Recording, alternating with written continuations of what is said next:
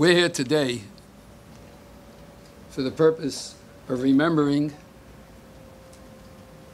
not forgetting, and honoring. And the concept of honoring, of course, means honoring the memory. And the truth of the matter is, when you think about it, each and every one of us and all of our ancestors, all of Klal Yisrael, all the Jewish people throughout history, those, as the Pasuk says, who are here today and those who are no longer with us, we're made up of our memory. Our memory is our neshama. And the memory lives on forever, just as the neshama lives on forever. And when we say that the neshama lives on forever, we mean the memory lives on forever. Now, I used to say this many, many years ago. I used to say this in the time I started teaching, a long time ago, Baruch Hashem.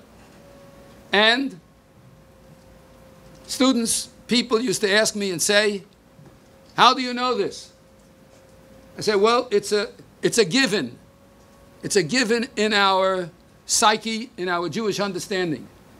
But then, I was blessed to be living in the age of computers. And you have a computer which has memory. And you have a chip which has memory. And as long as it's plugged in, you can access the memory.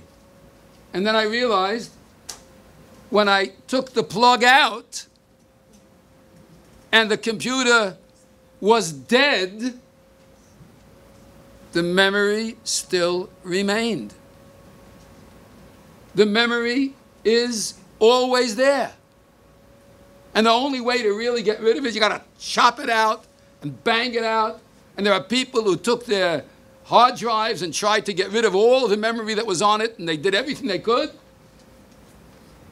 And yet it was still accessible because the memory is forever. And so our collective memories and our remembrances are truly forever. And the memory of the 6 million is truly forever. But we want to talk about remembrances. How do we make it? How could we possibly ensure that the remembrance continues on? I mean, every one of us is aware that we're reaching some point in time where the survivors, the ones who have first-hand memory, the ones who have first-hand recording of that memory, are fading. And we want to make sure, somehow, that even when we are no longer here, that memory remains and is never forgotten. So we're talking about Zechira. We're talking about remembrance. There's an interesting halachic concept brought down in Siman Samach by the Magen Avraham. The Magen Avraham, who is a halachic authority, quotes a Kabbalistic source. There is a Kabbalistic source for something that many people, not everyone, but many people, do and say at the end of davening every single day. It's not required. It's not a halachic requirement, but it is mentioned in the Kabbalah that there are 6 things, six remembrances that are said by people at the end of davening every single day. It's called the Sheish Zechiros, the 6 remembrances. For those of you who are not aware, here it is. It's in the Art Scroll Siddur at the end of the davening.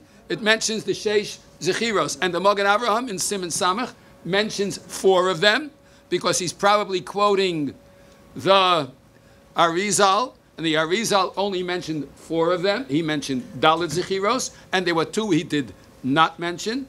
But Kabbalistic sources, in addition to the Arizal, added 6 more on. It's interesting. There are only 6. And each of one is based on a pasuk of remembrances. And when I was thinking to myself, how are we going to perpetuate and remember the 6 million, and we have 6 remembrances. And those 6 remembrances are enumerated based on psukim. And I'll mention them first, and then we'll go through them, and we'll see how each and every one is a guide, is a little pinpoint. It's like an icon on the computer screen. And when we click on it, that little icon lights up and helps us remember the 6 million through each and every one of the 6 remembrances that I mentioned at the end of davening. The first one, so that you should remember the going out of Egypt every day of your life. The second one,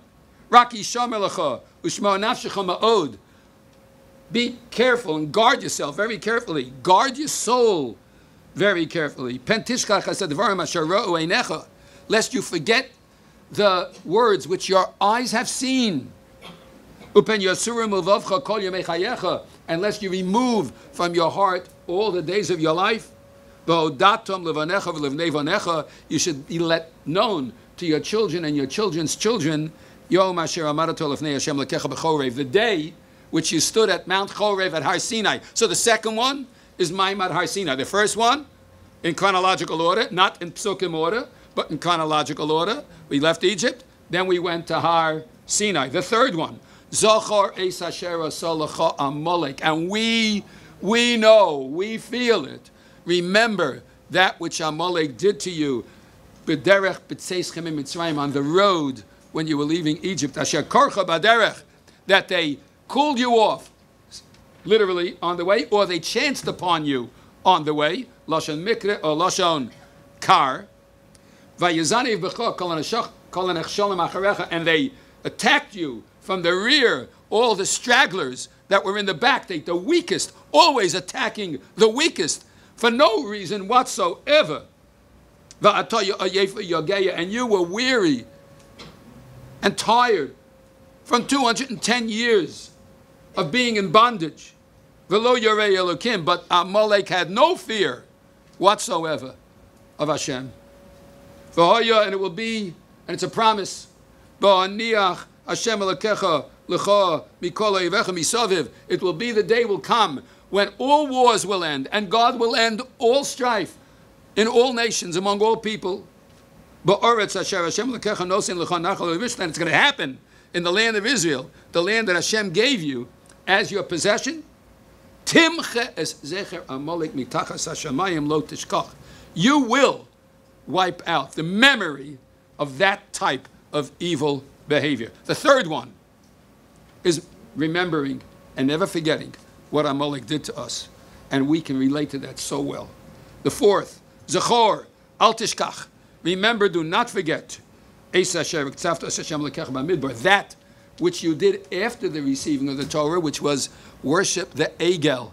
Don't forget the Maaseh HaEgel, the worship of the golden calf. And the fifth one, Zachor,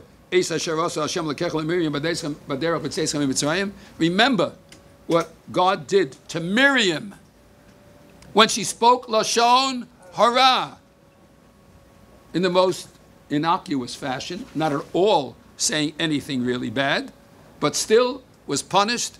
And remember what Hashem did on your way out of Egypt, that she was punished with tzara'at, which is not a physical disease, although it has a physical manifestation. It is a physical manifestation of a spiritual malaise. It's a physical manifestation of a fault in the neshama, and therefore she was stricken with tzaras, which ultimately went away at the end of a week. And finally, the sixth, Zachor es Yom HaShabbos l'kadsho. Remember the Sabbath to sanctify it and keep it holy. So we have 6 zechiros over here. Let's analyze them a little bit. Leman tizkor es Yom Tzeischa me'eretz Mitzrayim. So you should remember the day you left from the land of Egypt. There's a famous Gemara in Brachos on Daf Yud Beis Amud Beis on the bottom of the page in the Mishnah, which we all know. You'd think you don't know Gemara, but you do, because the pasuk, the Gemara over there, talks about the question of, do you have to say Yetzias Mitzrayim at night? And Omar Rebbe Elazar ben Azariah, you remember this from the Haggadah? Omar Rebbe Elazar ben Azariah, Harei ani keven shivim shana. I'm like 70 years old. V'lo zachisi shetayama Yetzias Mitzrayim ba'leilos. And I was not merited that Yetzias Mitzrayim, the going out of Egypt, should be said at night. Ad shadarsha ben Zoma, until ben Zoma came along and made a drasha. And what did he say? It says, Laman tizkar es yom tzeischa me'eretz Mitzrayim. What's the next word? Kol yemei chayecha. Because it could have just said, Laman tizkar es yom tzeischa me'eretz Mitzrayim yemei chayecha. Why did it have to say kol? Yemei chayecha hayomim. You have to remember it every day of your life. Refers to the daytime. Kol yemei chayecha means what? The leilos, the nights. What is Rebbe Elazar ben Azariah telling us over here? First of all, it's interesting to note, for those of you who want to take a note on this, remember it to say it next Pesach at the Seder table, and you'll say, oh, I heard this from Rabbi Snow, and it makes sense. Listen to this. I have a question. Rebbe Elazar ben Azariah, he was the Nasi. He was the head man. He was elected to be the leader of Klal Yisrael and the Rosh Sanhedrin. And he said, Lo zachisi, I was not merited that Yetzias Mitzrayim should be said at night until Ben Zoma came along. Now, why was his name Ben Zoma? Why wasn't he called Rebbe Ben Zoma or Rebbe Shimon Ben Zoma, which was his name? Why was he called Ben Zoma? And the answer is because he never got smicha. He didn't have smicha. Question: Rebbe Elazar ben Azariah, who was the head of Sanhedrin, he didn't know it, but Ben Zoma, who didn't have smicha, he knew it? No, it can't be. It can't be at all.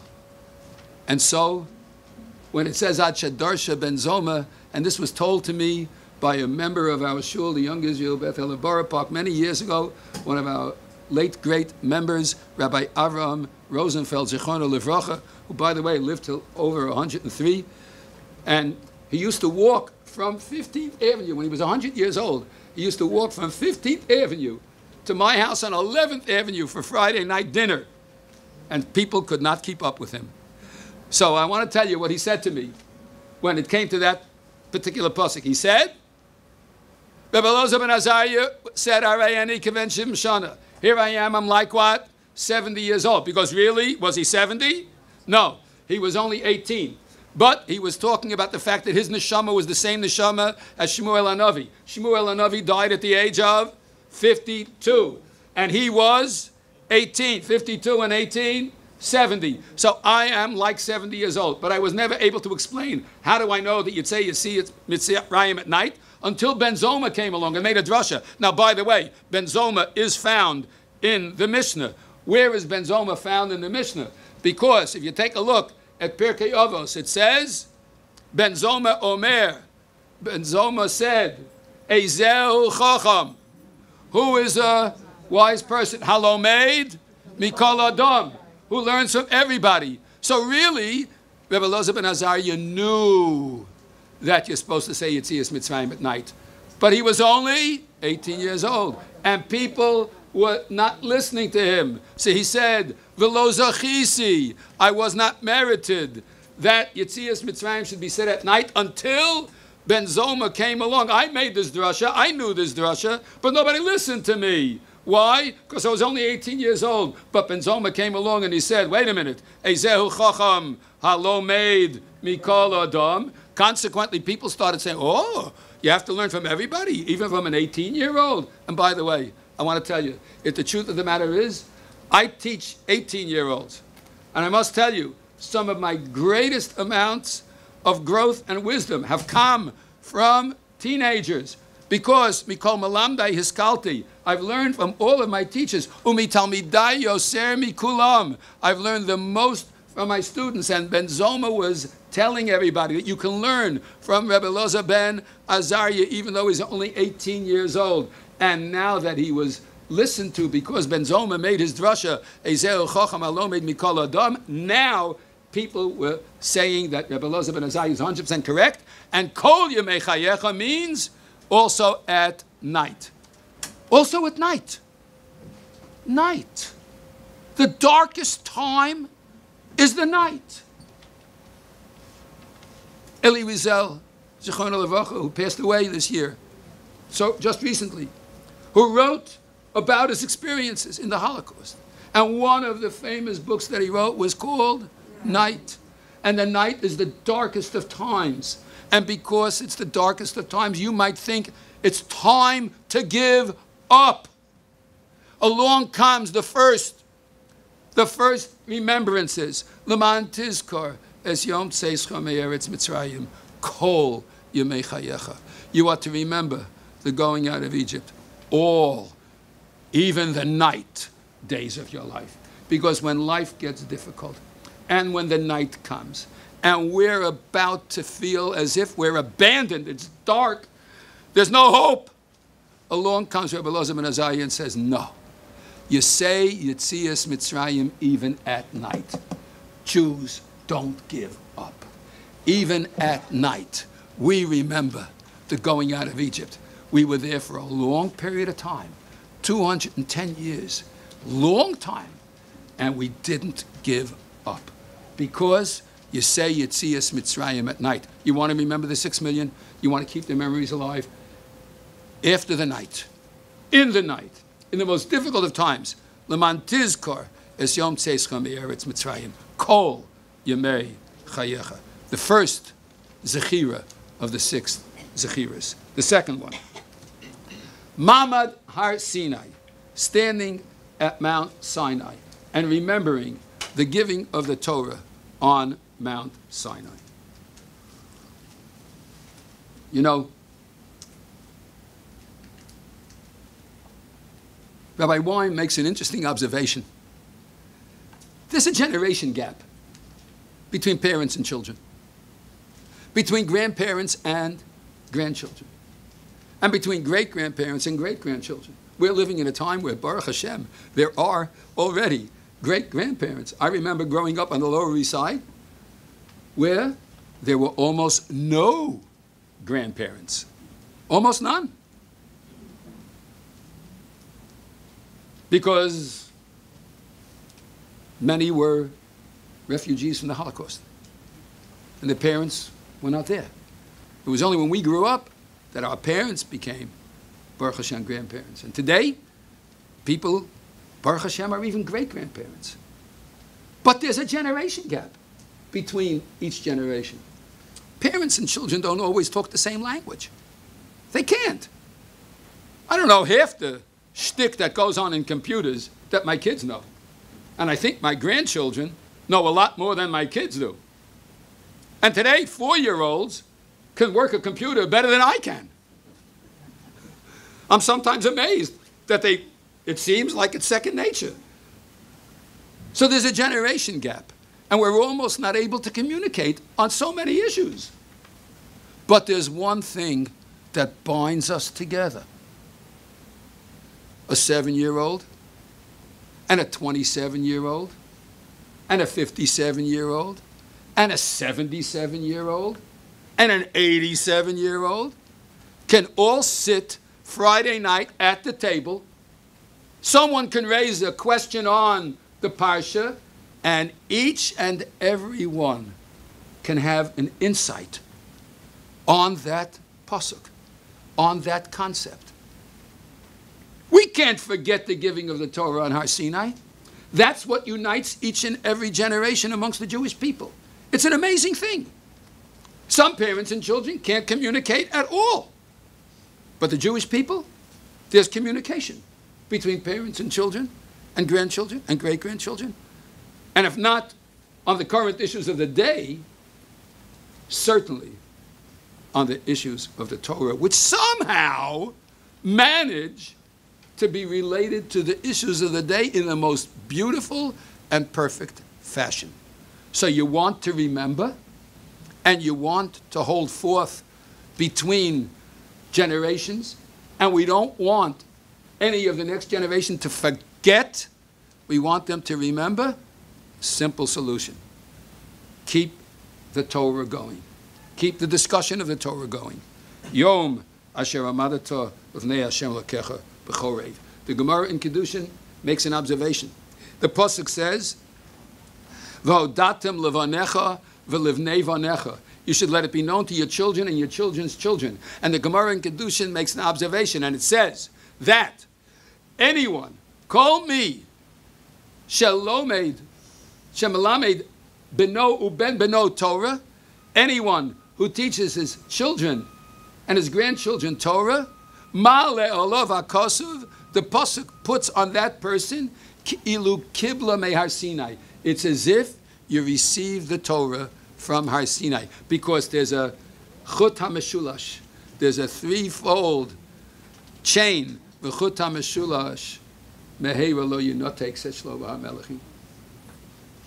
The threefold chain is not easily torn asunder, and consequently, the day of the remembrance of the Torah is the second way to remember what we went through, and the third.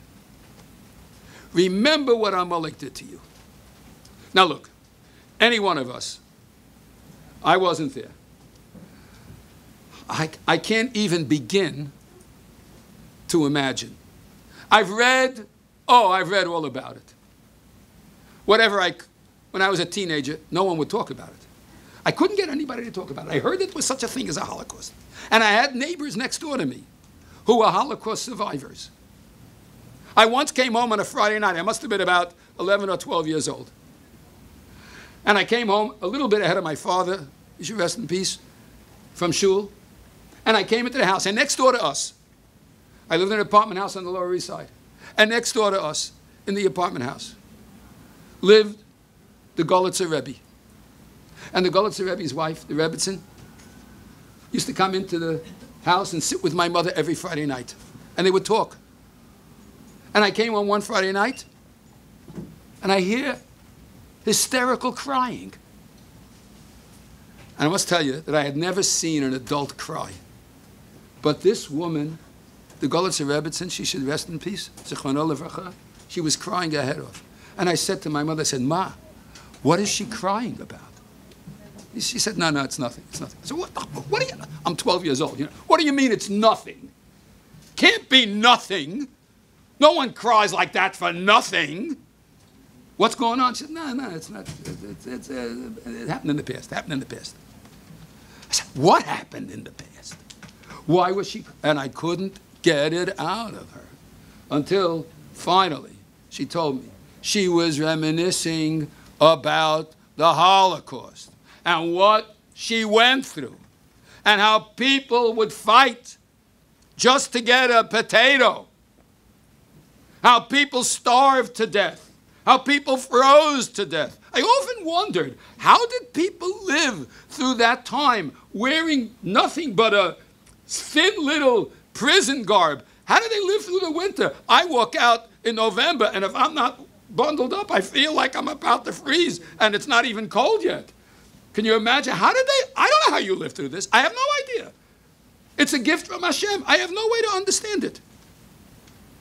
So it's remembering what Amalek did to us. And we remember because they tried to do us in the worst possible way. And along comes the pasuk and says, don't forget, because it's going to come a day. There's going to be a day, that one day, HaKadosh Baruch Hu is going to come. And when we are in our land and we are free of our enemies, one more is going to be totally wiped out with his remembrance. There's not going to be a remembrance. We are going to be a remembrance, but he is not going to be a remembrance. We are still here. Every one of them has gone so far throughout all the stages of history, people. Everyone, the Egyptians, no longer here. The Babylonians, no longer here. The Persians, no longer here. The Romans, no longer here. The Spaniards, they became a poor country. I'll speak about them in a minute. All of them. The Nazis, Yimach Shemam V'Zichram. We're not finished yet. Slowly, slowly. They're all disappearing from the face of the earth. The Cossacks disappeared. But we're still here. We're still here. like Mark Twain said, we've seen them all, we've beat them all, and we're still strong as ever. I was speaking about Elie Wiesel. Elie Wiesel, the Nobel laureate who was the chronicler of the Holocaust, tells the following story. There's a book. It's called Legends of Our Time by Elie Wiesel. And in this book, he has a story. The name of the story is Saragossa. Anyone who's read the book will probably remember the story. Elie Wiesel was a world traveler. And one day, when going through Spain, he came to the city of Saragossa. And he's wandering around the various sights to see when a man comes over to him. And he speaks to him and he says in French, because Elie Wiesel spoke a perfect French. Somehow he sized him up as being able to speak French. And he said to him, I'd like to be your guide. I see you're a tourist. I'd like to be your guide. He says, no, I like wandering around by myself. I don't need a guide. He says, oh, I won't charge anything. This is all for free. I just love the city and I'll show you everything there is to see. No charge. Come, let's be friends. I'll take you around. So Elie Wiesel said, okay, he seems like a nice enough fella, you know. He'll take me around. So they go to this spot and to that spot. Then they sit down at a cafe and they order drinks. They were sitting and talking. And the man says to him, he says, you must know many languages, huh? Because you travel a lot. He says, yeah, I know a few. Hungarian, I know Hebrew, I know Yiddish, I know English, I know French, I know Spanish. He knew a lot of languages. He says, you know any other languages? He says, yeah, I know Hebrew too. He says, Hebrew? Hebrew is still a language? The man had no idea. This was in the 50s. Hebrew is still a language? He says, yes. He said, how do you know Hebrew? Ah, you're a Jew. He says, yes. Did I just ruin our conversation? He said, no, not at all. I didn't know there were still any Jews left. The Hebrew is written from right to left, like Arabic? He says, yes. And you know how to read Hebrew? Elie Wiesel says, yes, I know how to read Hebrew. He said, can I ask you please to do me a favor? Please, I beg you, do me a favor. He says, sure, what can I do for you? He says, come with me. So Elie Wiesel says, come with me?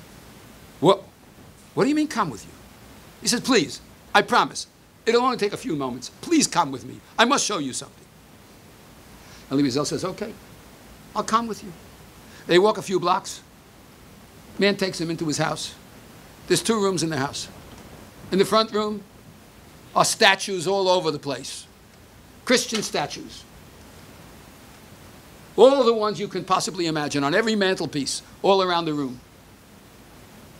And they're sitting, and he says, please, sit down. I'm going to go into the next room. I'm going to bring you something. I want you to do me a favor. Please, just take a moment. Man goes into the next room, comes out a few minutes later, and he comes over to Elie Wiesel, and he gives him like a parchment paper. And Elie Wiesel takes the paper, and he's trembling. His hands are trembling when he sees that there's Hebrew writing on this parchment paper. And Wiesel says to him, I want to buy this from you. I'll pay any price. $10,000. This was in the 50s. He said, I'm sorry, it's not for sale. He says, 100,000. He says, it's not for sale. You can't, I will not sell it. But tell me what it says. I'll read you what it said. I, Moshe ben Avraham. Moshe ben Avraham, forced to break all ties with my people and my faith. Leave these lines to the children of my children and to theirs, in order that on the day when Israel will be able to walk again, its head high under the sun without fear and without remorse.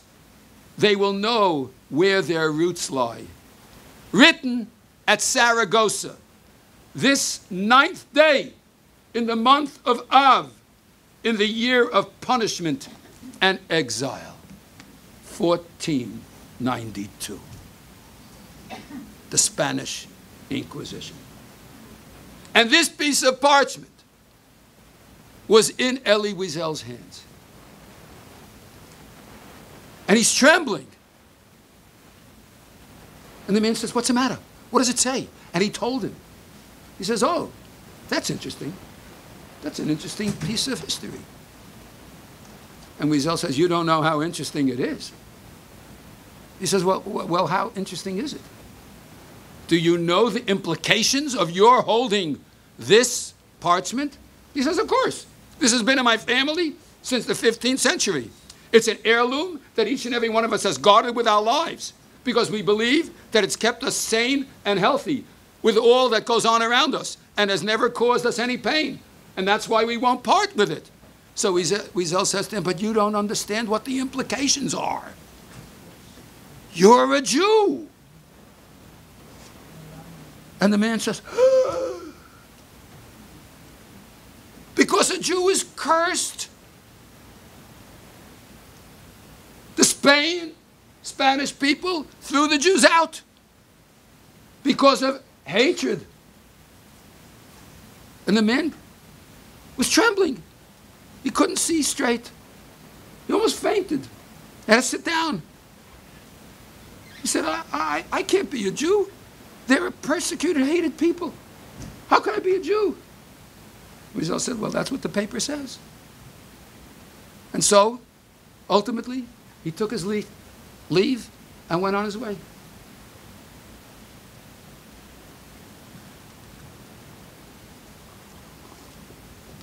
Many years later, Elie Wiesel was in Jerusalem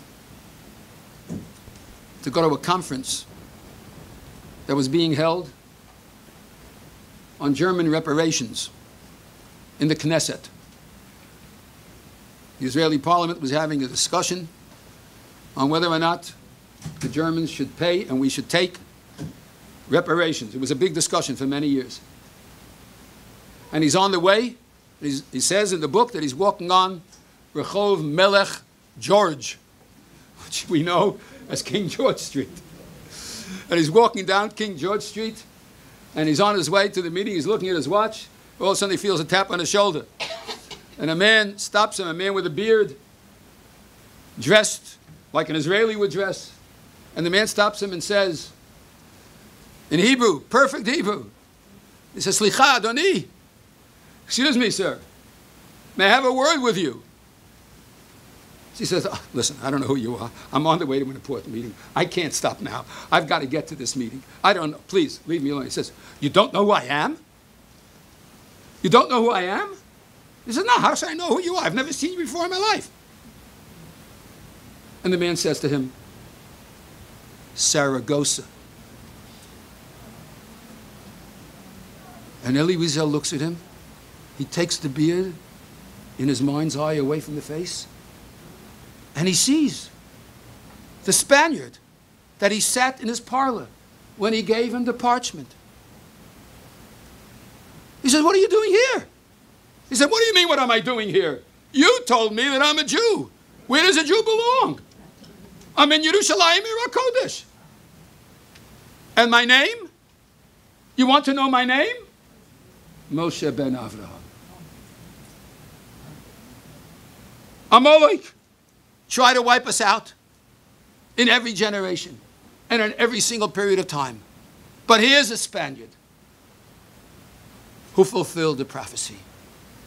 They're all going to go, but we're going to remain. We're here. If we have children, they're here. If we have grandchildren, they're here.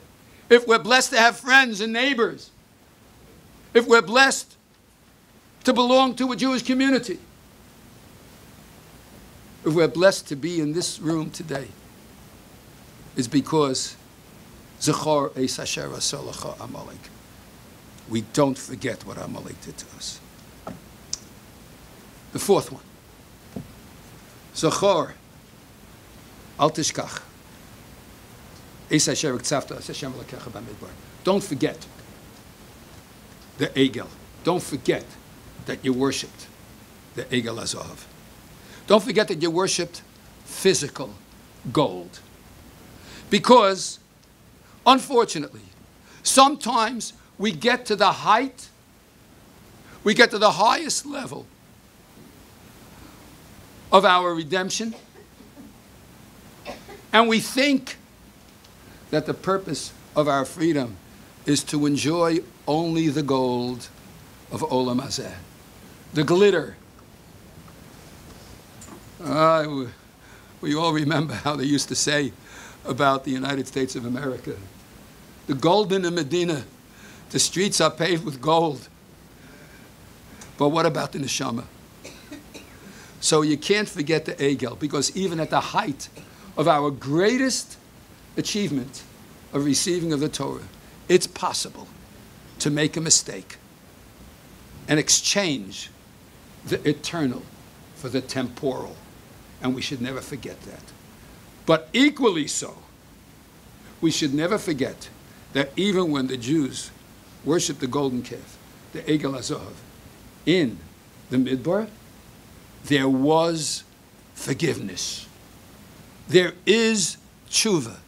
No matter how difficult and far away you've chosen, Klal Yisrael, to worship the gold, there's always tshuva. And if you remember what the golden calf represented, you'll remember that it's possible to come back and do tshuva. It's a positive thing. It's true. It's a remembrance of a most negative occurrence in our history, in which Chazal tell us that in every Aveira that the Jews ever do, there's a smidgen, a shemetz of the Egel Azov, but at the same time, each and every one of us knows that tshuva is possible. And consequently, the remembrance of the Egel Azov has in it the ultimate gift of return and forgiveness. And number 5. Zachor es asher asa Hashem Elokecha leMiriam baderech b'tzeischem miMitzrayim. Remember what HaKadosh Baruch Hu did to Miriam on her way when we left Egypt. And of course, this is because we have a mouth and we have speech. And the one thing which separates the human animal from every other members of the animal kingdom is intelligent speech. And because Moshe Rabbeinu gave us the Torah, Torah tziva lanu Moshe, and Miriam saved her brother Moshe, she felt it was okay to say something which was so totally non-threatening, and yet the Torah viewed it as being Lashon Hara, because we must be careful with our speech. We have to be careful with what we say. And so, we have to remember that the leaders of the Jewish people are not to be spoken against. One may not speak against a Torah scholar. One may not speak against a rabbinical leader. We have to be careful with the words we say, because Chazal are our leaders, like Moshe was our leader. And when Miriam spoke against the leader, even though she meant nothing bad, Hashem took it as a severe Aveira and gave her punishment. But I'd like to propose that there's another approach to remembering what happened with Miriam. And I'd like to offer the following idea. You know, a few weeks ago, we read Parshas Chukas. And right after the section with the Para Aduma, we read Vatamas Sham Miriam. And what happened? Miriam died there. Now, Miriam is mentioned right after the Para Aduma, because the Para Aduma's concept is to teach us that we are forever. The neshama is forever. The soul is forever. And when Miriam died, all her good deeds did not go forgotten, but were remembered. In fact, at the time that she died, as Rashi points out, the day she died, the water stopped flowing from the rock that went along and rolled along with them. Rock and roll. That the water kept with them all that time. And for those 40 years, it was in the merit of Miriam. For 40 years, it was in the merit of Miriam. What's the merit of Miriam? What'd she do? Well, according to Chazal, she watched Moshe Rabbeinu when she went to her parents and said, you know, you're not living together, you're divorced from each other, and you're making it worse than Paro. Paro only said the males would be killed. But by you're not living together, you're not even giving it a chance for the females. Women's live, you know. That they're not going to have a chance. So you have to live together. Maybe you'll have a female baby. So they remarried. But they had a male baby. And it was Moshe Rabbeinu. And Miriam felt responsible. So when it came time that he could no longer be hidden, and he was put into the little teva, into the little ark, the bassinet that floated, and he was put into the river. Who was it that watched him? Miriam watched him. She watched him for 20 minutes. And because of those 20 minutes until Bastia came along and fetched him and saved his life, because of her 20 minutes involvement, for 40 years, 3 million people had water day in and day out. Small little act, short little nothing, for 20 minutes. 3 million people drank water for 40 years. You know, sometimes we do things, we're not even aware of the effect of what we're doing has on other people. We're not even aware of what we can accomplish by one good deed, by one mitzvah, even when we don't think it's anything great. After all, Miriam felt it's absolutely required that I go and take care of my brother. I'm responsible. Rabbi Zachor Fran tells a story.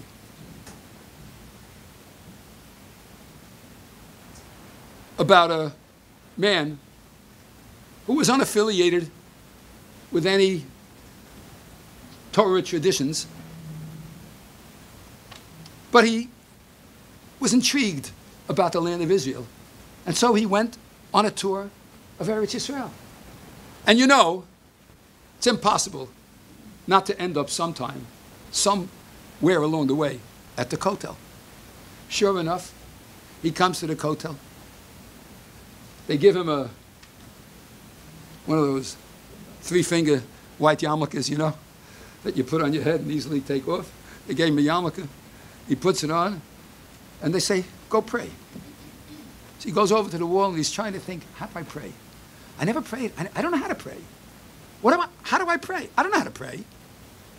And he looks to the side of him, and standing there, next to the wall, is a young man wrapped in talis and tefillin, with his little son next to him, and his eyes are closed, and the little boy's eyes are closed, and they're gently swaying, and they're saying words, and there's this look of holiness on their faces, as if they feel that they're directly communicating with HaKadosh Baruch Hu himself. And he's looking at them, and he's watching them. And when they're finished, he goes over to the young man and he says to him, tell me, where did you learn how to pray that way? He says, what? Where did I learn how to pray? Well, I went to yeshiva. So this man says, what's a yeshiva? He says, it's like a day school. You know, you learn Jewish subjects. And I learned how to read Hebrew and what it means and how to pray. He says, where are you from? He says, oh, some town in Texas. He says, do you have a yeshiva in your neighborhood? The man says, I don't know. I'm not affiliated with any place. But I'm very impressed with the way you and your son were praying. Gets on the plane, he goes home, comes to Texas, to his town. He looks up in the yellow book, in the telephone book, to see if there's any synagogues listed or any day schools listed. And sure enough, he comes across an Orthodox synagogue listed in the phone book. Calls the number, asked to speak to the rabbi. He says, Rabbi, can I come and make an appointment to speak to you? He says, sure. Makes an appointment, comes to the rabbi's study, walks into the rabbi's study.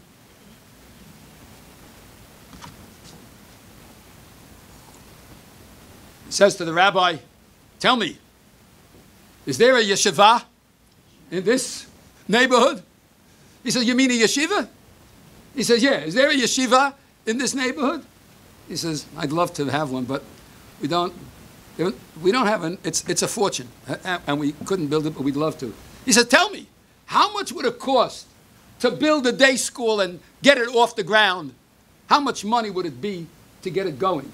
He says, well, the original outlay will probably be about $3-4 million, plus another $2 million per year to keep it going. So the man says, I see. Takes out a checkbook, writes a check for $6 million. He gives it to the rabbi, he says, listen, here's $6 million. Go build a yeshiva. The rabbi almost faints on the spot. He says, what? Who are you? Where do you come from? So he tells him the story. I saw this young man praying, and every Jew should know how to pray like that man. And I want you to build a yeshiva and teach the kids of this community how to pray. And I'll give you $2 million every single year after this to make sure that the thing goes on. Wow. What a story, huh? Not the end. Rabbi Franz says, here's the end. Let's go ahead. 120 years. This man, standing at the wall, comes up to Beis Din Shel Ma'ala. He comes to the Kisei HaKavod. And when his neshama comes up to the Kisei HaKavod, there are thousands of people parading, dancing, singing, holding Torahs, bands, music. HaKadosh Baruch Hu himself is clapping along with the music. He's singing, welcome, Bruchim Habayim B'Shem Hashem. And this guy says, what's happening? What's going on? He says, you don't know? Hashem says, you don't know? He says, no. He says, this is for you. He says, me? You'd think Moshe Rabbeinu himself was coming up here. What do you mean for me? He said, do you remember that day that you stood at the kotel with your son davening, and you davened with such kavanah, and someone from Texas saw you, and he went home and he built a yeshiva that for the last 100 years has been educating hundreds of students and building thousands of Jewish families and turning the world upside down in Torah? That's because of you. And you didn't even know what you did. Just like Miriam. 20 minutes. And 3 million people had water. You know how many times we do something and we're unaware of the value of what we've done and how much impact it has on others? Maybe not immediately, but somewhere down the road. Do you have any idea what a mitzvah can do? Do you have any idea about what it means to daven with kavanah? And just by someone looking at you, they may be inspired enough to go and do the same thing and bring about a tremendous gift for all of Klal Yisrael. Zachor es Hashem asor Hashem lekecha leMiriam. Just like Miriam. I'd like to say that's also part of remembering. We have to be like Miriam and not forget that everything we do brings about the remembrance of those from the past and a plan for the future. And finally, Zachor es Yom HaShabbos l'kadsho. Remember the Shabbos to keep it holy. The Shabbos, the seventh day, not the 6 million, but the 7th million. The ones who live beyond the 6 million.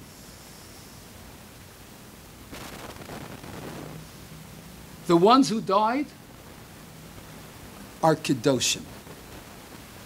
But we who are living are Kodesh Kadoshim. We're the holy of the holies because we are keeping it going. Because we're the ones who are making sure that Shabbos is not forgotten. And that the Jewish people are not forgotten. And that we will outlive them all. Moshe Prager, in his famous book, Nitzotze Gevura, Sparks of Glory, in the very first story in Sparks of Glory, tells about the evil Yamach Shemayne Gabatchnik. Gabatchnik Yamach Shemo Zachor came into Poland. And when he came into Poland, he came to the city of Lublin. And when he came to Lublin, all his cruelty was unleashed against the Jews of Lublin. And he gathered them all together in the center of town and surrounded them with barbed wire and had all of his evil minions ready to destroy. But he was in a good mood. So he wanted to torture the Jewish people. And he said to them, Jews, singen machen. I want you to sing. Sing one of your Hasidic little ditties. Sing one of your nigunim. I want to hear. Sing. Eich nashir, Shir Hashem, Alad Masnecha. How can we possibly sing? We can't sing. It's impossible. How can we sing? And he ordered the soldiers to push at them and push them into the barbed wire till the blood was running. And he said, sing. I want you to sing. And people were dying and trampled, until one Jew gets up and he starts singing. And he's singing a prayer. Lo mezich ibebeten, avinu shebashamayim. Lo mezich ibebeten, avinu shebashamayim. Please forgive us. Let us live through this, Father in heaven. And nobody took up the song until one gentleman gets up and he starts changing the words a little bit. And this is mamish, a true story that happened. And he starts singing. Me velin ze ibeleben, avinu shabashamayim, avinu shabashamayim, me velin ze ibeleben, avinu shabashamayim. And everybody starts singing. All thousands of the Jews of Lublin started raising their voices to the heavens, and they started dancing. Mevelen, say, Ibeleben, Ibeleben. And everybody's dancing, everybody's singing. And Gaboltzner can't take it. He says, stop the singing. This is not supposed to happen. You're not supposed to be so happy. How did you do it? And he starts crying. Stop, please stop. But they didn't stop. And we don't stop. We don't stop. Because it was true. We did.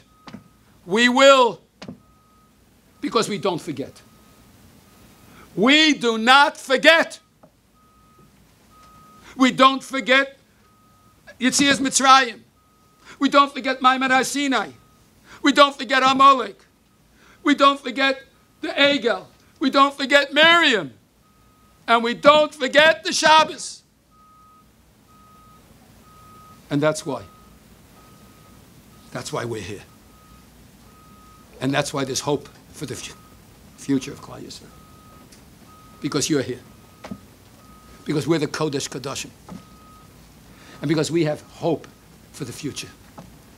And every single time when we think about what happened, instead of being depressed, we have hope.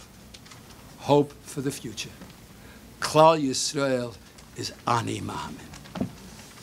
And even though it's taken so long, HaKadosh Baruch Hu did not and will not forget us.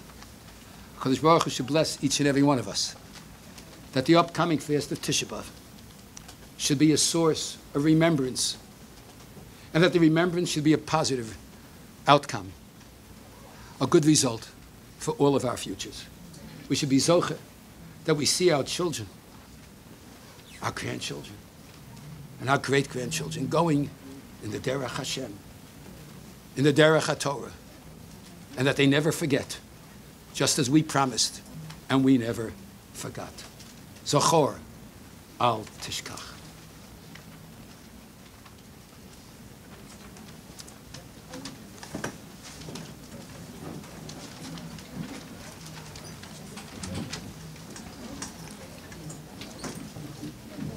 El Moled Rachamim, Shochein B'Meromim, Hamtzei Menucha Nechona, Al Kanfei Ashchina, B'Malos Kedoshim B'Torim K'Zohar Akiyam Azirim, Es Nishmos HaKedoshim V'Atorim, Shomsu Al Kiddush Hashem, Ba'avor Shebli Neder, Notnim Stoko B'Yadas Koros Nishmoseihem, Began Eden, Teimenu Chosom, Lochein Balarachmim, Yastirein B'Seizagon Avov Liolamim, V'Yitzror B'Tzorach Hayim Es Nishmoseihem, Adonai Unachalosom, V'Yanucha V'Shalom Eshkivoseihem, V'Nomar Amen.